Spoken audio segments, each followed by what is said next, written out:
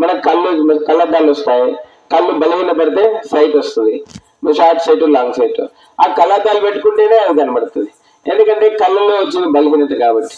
అట్లనే నీ హృదయంలో ఇప్పుడు బలహీనం అయిపోయింది. వేచేత బలహీనం అయిపోయింది నీ హృదయం అంటే మరి దురాలోచనలు, జారత్వము, దొంగతనము, నరహత్య, వ్యభిచారము, లోభము, చెడుతనము, కృత్రిమము, కామ వికారం, వస్త్రము, దేవదూషణ, అహంభావం, ఇవన్నీ కూడా నీ హృదయంలో ప్రవేశించి నేను బలహీనపరిచినాయి. ఎంత బలహీనపరిచినాయంటే దేవుణ్ణి చూడలేనంత బలహీనపరిచినాయి. ఎంత బలహీనపరిచినాయంటే దేవుని సన్నిధిలో ప్రవేశించలేనంత బలహీనపరిచినాయి. నిన్నెంత బలహీనపరిచినాయంటే నీవు దేవుని సన్నిధిలో నుండి పారిపోయి దాక్కునే పరిస్థితులు వచ్చినాయి. కనుక మనం చూస్తుంటున్నాం మరి యొక్క సాయంకాల సమయంలో మరి దేవుని ప్రేమను గుర్తించు, దేవుని ప్రేమను గుర్తించు. ఆ ప్రభునేసు చూస్తున్నారు నీకోసమే దేవుని దేనికోసమంటే నీకు హృదయ శుద్ధి కలిగేలా చేస్తారు. నువ్వు హృదయ శుద్ధి కలగడం కోసమే ప్రభునేసు చూస్తారు భూలోకంలోకి వచ్చినారు. నువ్వు హృదయ శుద్ధి కలగడం కోసమే ప్రభునేసు చూస్తారు భూలోకంలోకి వచ్చి ఆయన నీ కొరకై మరి కల్వరిలో రక్తం గారికి చనిపోయి సమాధి చేయబడి మృత్యుంజయ తిరిగి లేచినాడు.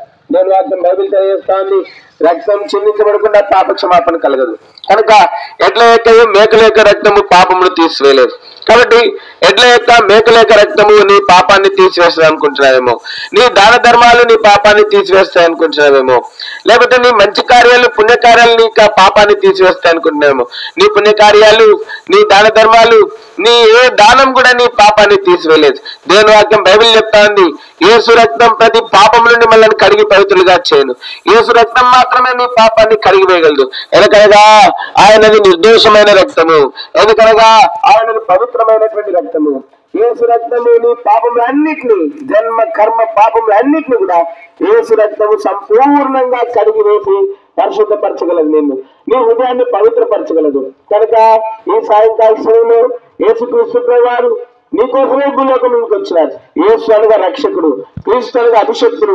ఆయన నీ పాపములను క్షమించడం కోసమే ఈ లోకంలో కన్యక గర్భంలో జన్మించినాడు, పురుషుని ఎరగని స్త్రీ గర్భంలో జన్మించినాడు. ఆయన 33 సంవత్సరాలు భూలోకంలో జీవించినాడు, రక్తం గార్చినాడు, చనిపోయినాడు, సమాధి చేయబడినాడు, 3వ దినాన సమాధిని మరణాన్ని జయించి మృత్యుంజయుడై తిరిగి లేచినాడు. కనుక యేసు రక్తం మాత్రమే నీ పాపాన్ని తీసివేయగలదు. కనుక ఈ సాయంకాల సమయంలో దేవుని ప్రేమ గొప్పలు చూడు. నువ్వు ఆయనను చూడాలన్నది ఆయన ఉద్దేశం. నువ్వు ఆయనను చూడాలన్నది, నువ్వు ఆయనతో యుగాలు ఉండాలన్నది ఆయన ఉద్దేశం అవుతానది. కాబట్టి ఈ సాయంకాలం దేవునితో ఉండాలన్న ఇష్టం నీకు లేదా? మోక్షంతో వెళ్ళాలన్న ఇష్టం నీకు లేదా? దేవుణ్ణి చూడాలన్న ఇష్టం నీకు లేదా? ఎవరైనా సరే ఈ భూలోకంలో మరి బంగారము, వజ్రాలు, వైడూర్యాలు ఒక పక్కన పెట్టి ఒక పక్కన దేవుణ్ణి పెట్టి ఈ రెండిట్లో నువ్వు ఏది కోరుకుంటావు అంటే ఖచ్చితంగా ఎవరమైనా దేవుణ్ణి కోరుకుంటాం. కనుక మరి ఇంత దైవభక్తి కలిగేటువంటి నీవు దేవుణ్ణి చూడాలనే ఆశ నీకు లేదా? దేవుని వాక్యం బైబిల్ తెలియజేస్తా ఉంది. మరి దేవుని వాక్యం పరిశుద్ధం బైబిల్ తెలియజేస్తా ఉంది. ఏమిటంటే హృదయ శుద్ధి గల వారి ధన్యులు, వారు దేవుని చెప్పుదరు. నీకు హృదయ శుద్ధి అవసరం. నీకు హృదయ శుద్ధి లేకపోతే నువ్వు దేవుడిని చూడలేవు. కనుక ఈ సాయంకాలము హృదయ శుద్ధి నువ్వు కలిగి ఉండాలి. నువ్వు దేవుని చూడాలి. నువ్వు దేవుని రాజ్యంలో ప్రవేశించాలంటే నువ్వు హృదయ శుద్ధి కలిగి ఉండాలి. అందుకోసమే ప్రభువు నీ కోసం ఈ లోకంలోనికి వచ్చినారు. అందుకోసం ఆయన కల్వరిలో రక్తం గార్చినారు. ఆయన రక్తమే నీ హృదయాన్ని శుద్ధి చేయగలదు. కనుక ఈ సాయంకాలము నువ్వు నిజంగా దేవుని చూడాలనుకుంటే, నువ్వు నిజంగా దేవునితో కూడా యుగాలు ఆయన రాజ్యంలో కన్నీరు, దుఃఖము, శాంతి, కన్నీరు, దుఃఖము, శాపము లేని ఆ రాజ్యంలో యుగాలు నువ్వు దేవునితో కూడా ఉండాలి అనుకుంటే, నువ్వు నిజంగా యుగాలు దేవుణ్ణి చూస్తూ జీవించాలి అనుకుంటే, ఈ సాయంకాలము నీ హృదయాన్ని పవిత్రపరచుకో, నీ హృదయాన్ని శుద్ధి చేసుకో. యేసు ప్రభువుకి నీ హృదయంలోకి ఆహ్వానించేసుకోని. యేసు ప్రభువా నీ రక్తము పాపాన్ని తీసివేస్తుందంట. యేసు ప్రభువా నీ రక్తము దోషాన్ని తీసివేస్తుందంట. యేసు ప్రభువా నీ రక్తం అపరాధాన్ని తీసివేస్తుందంట. యేసు ప్రభువా నీ రక్తము మాలిన్యాన్ని తీసివేస్తుందంట.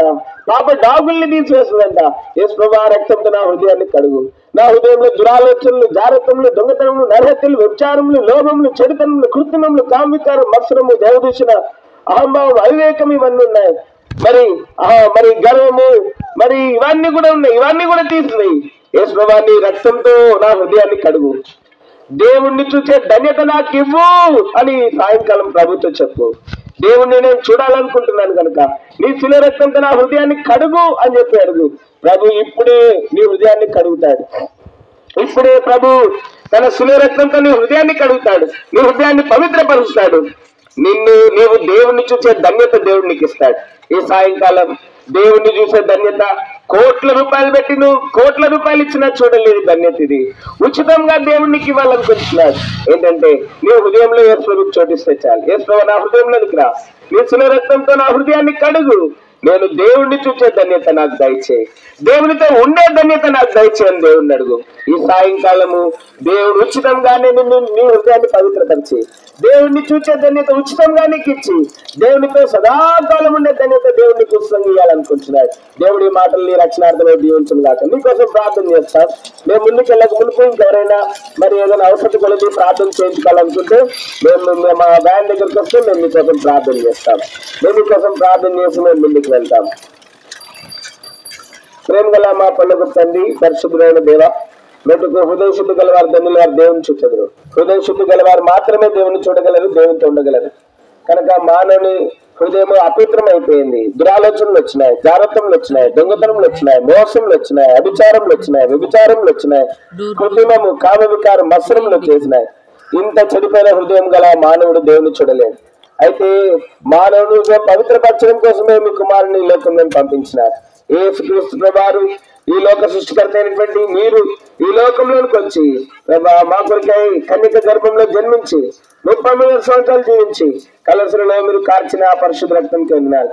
ఆ కార్చిన అమూల్యమైన పరిశుద్ధ రక్తంలో మటుకు మానవుడి హృదయాన్ని పవిత్రపరుస్తున్నందుకే వందనాలు. ఉచితంగా రూకలు లేకయే ఉచితంగా మీరు మానవుడి హృదయాన్ని పవిత్రపరుస్తున్నందుకే వందనాలు. బ్రదా యేసు రక్తంలో ఎవరి హృదయం అయితే కడగబడిందో వారు దేవుణ్ణి నిశ్చయముగా దేవుణ్ణి చూడగలరు, నిశ్చయముగా దేవునితో ఉండగలరు. ఈ గొప్ప ధన్యత కేవలము విశ్వాసం ద్వారా, కేవలం ప్రభు యేసుక్రీస్తు వారి హృదయంలో చోటించడం ద్వారా మీరు కలుగజేస్తున్నందుకే వందనాలు. ఓ ప్రభా, మీరు మాకు రక్షకుడు ఉండడానికి లోకంలోనికి మా కోసం దిగి వచ్చినందుకే కృతజ్ఞతాస్తు స్తోత్రములు చెల్లిస్తూ మీ పరిశుద్ధ పాదములను ముద్దాడుతూ మిమ్మల్ని స్తుతిస్తూ బలపరుస్తూ తండ్రి ముందు వెళ్తున్నా మాకు సహాయం చేయమని, విత్తమన్న వాక్యము హృదయంలో నీకటి ఫలింపచేయమని యేసుక్రీస్తు వారి పరిశుద్ధ నామం పేరిట ప్రార్థించి స్తుతించి అడిగి వేడుకుంటున్నాం తండ్రి. దయచేసి గమనించండి. ఇంకా దేవుని ప్రేమల గురించి, పరలోక రాజ్యం గురించి మీరు అధికంగా తెలుసుకోవాలి అనుకుంటే మీరు మరి ఆర్టీసీ కాలనీ చిలుకూరు పెట్టిన హెబ్రోన్ ప్రార్థన మందిరం ఉంది. అక్కడ ఈ శుక్రవారము మరి యేసుక్రీస్తు వారు మానవులకు శుద్ధ హృదయం కలిగేయడానికి చనిపోయినటువంటి దినం, అందుకే మంచి శుక్రవారం. కనుక మీకు శుద్ధ హృదయం కలిగేయడానికి మీకోసం రక్షణ గారికి చనిపోయినటువంటి యేసుక్రీస్తు వారు చనిపోయినటువంటి దినం శుక్రవారం 10 గంటలకు హెబ్రోన్లో మరి చిలుకూరుపేట ఆర్టీసీ కాలనీలో ఆరాధన ఉంటుంది. ఆ ప్రతి ఆదివారం 10 గంటలకు ఆరాధన ఉంటుంది. దైవ సేవకులు మీకు అక్కడ ఉంటారు, వచ్చి ప్రార్థన చేయించుకోండి. మీరు ఇంకా దేవుని ప్రేమల గురించి, శుద్ధ హృదయం గురించి తెలుసుకోండి. దేవుడు మిమ్మల్ని గ్రామాన్ని సంపూర్ణ రక్షణ అనుగ్రహించినట్లు, మీకు అనుగ్రహించినట్లుగానే మీకు రక్షణ అనుగ్రహించినట్లు దేవుడు తన కృపలో గ్రామాన్ని జ్ఞాపకం చేసుకుని కాక.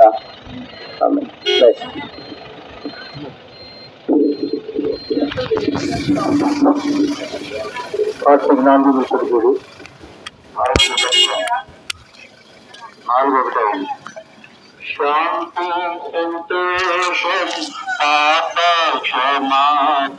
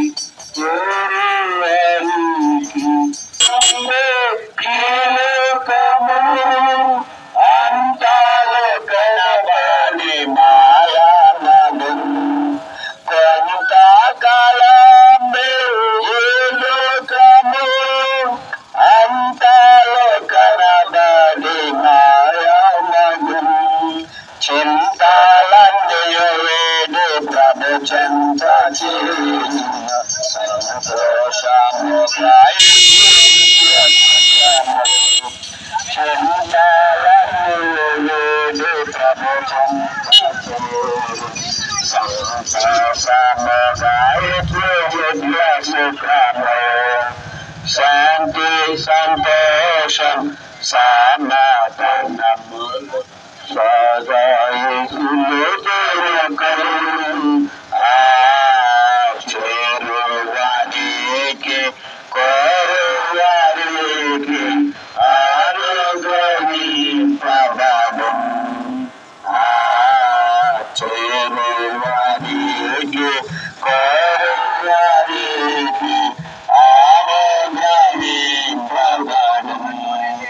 సకల సంపదలు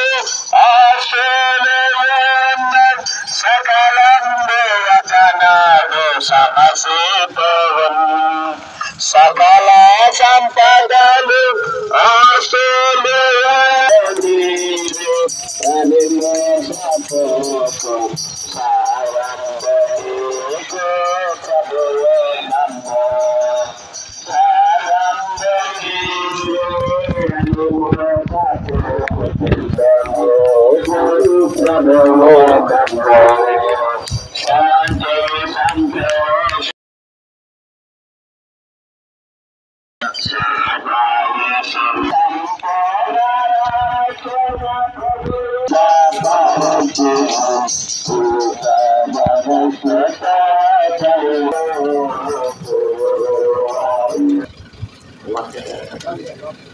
పరిశుద్ధ గ్రంథం బైబిల్ సెలవిచ్చినది, దేవుడు తొమ్మిదో వంతు ప్రేమించును కాగా తన ద్వితీయ కుమారునిగా పుట్టిన వాని యందు విశ్వాసం ఉంచుటవాడు. పరిశుద్ధ గ్రంథం బైబిల్ సెలవిచ్చినది, ప్రయాసపడి భారం మోసుకుంటున్న సమస్త